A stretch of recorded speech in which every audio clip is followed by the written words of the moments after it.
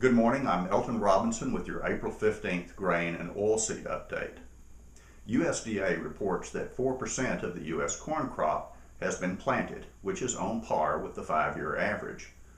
Most of the field activity in mid-April has been concentrated in the Mid-South, the Southeast, which has endured a few cold snaps in April, and the Southwest, where cotton and soybean planting were also in full swing on the upper coast. In the Mid-South, fields were starting to dry out, allowing planting to resume. Corn planting, fertilizing, and spraying were in high gear. In Mississippi, 51% of the state's intended corn acres had been planted, which is a little behind the 5-year average of 63%. Texas is 46% planted compared to a 52% average, while Tennessee and North Carolina, at around 20% planted, are on pace with last year. Texas has about 40% of its grain sorghum planted compared to an average of 46%, while Louisiana at 29% is behind the 5-year average of 50%. Arkansas has planted 8% of its grain sorghum compared to a 5-year average of 24%.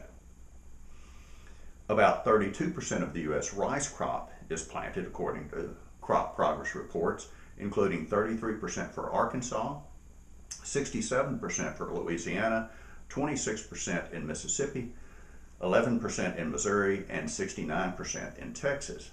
In Louisiana, 47% of the crop is emerged compared to a 5-year average of 32%. 4% of the U.S. winter wheat crop has headed compared to a 5-year average of 7%, but that's mostly in 3 states, California, Arkansas, and Texas. And now USDA's latest report from exporters for the week ending April the 7th.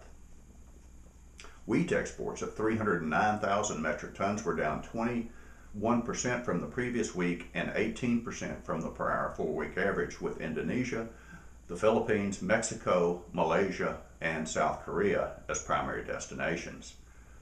Corn exports of a little over 1 million metric tons were down 11% from the previous week, with Mexico, Japan, South Korea, Taiwan, and Colombia as primary customers.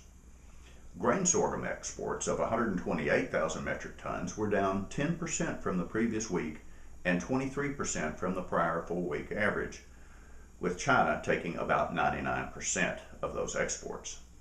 Rice exports of 109,000 metric tons were up 30% from the previous week and 53% from the prior 4-week average.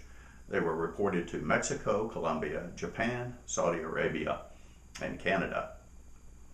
Soybean exports of 408,000 metric tons were up 27% from the previous week, but down 21% from the prior 4-week average, with Mexico, Indonesia, the Netherlands, and Bangladesh as primary takers. Soybean meal exports of 203,000 metric tons were up 38% from the previous week and 9% from the prior 4-week average, with the Philippines, Mexico, and Ecuador as primary destinations. Soybean oil exports of 9,000 metric tons were down 3% from the previous week and 65% from the prior 4-week average. Mexico took nearly half of those exports.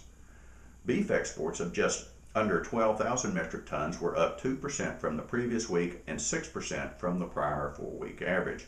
Primary destinations were Japan, South Korea, Mexico, and Hong Kong. Pork exports of 20,000 metric tons was a marketing year high, up 15% from the previous week and 13% from the 4-week average. Japan, Mexico, China, South Korea, and Canada were primary destinations. Well, that's it for this week's report. I'm Elton Robinson. See you next time.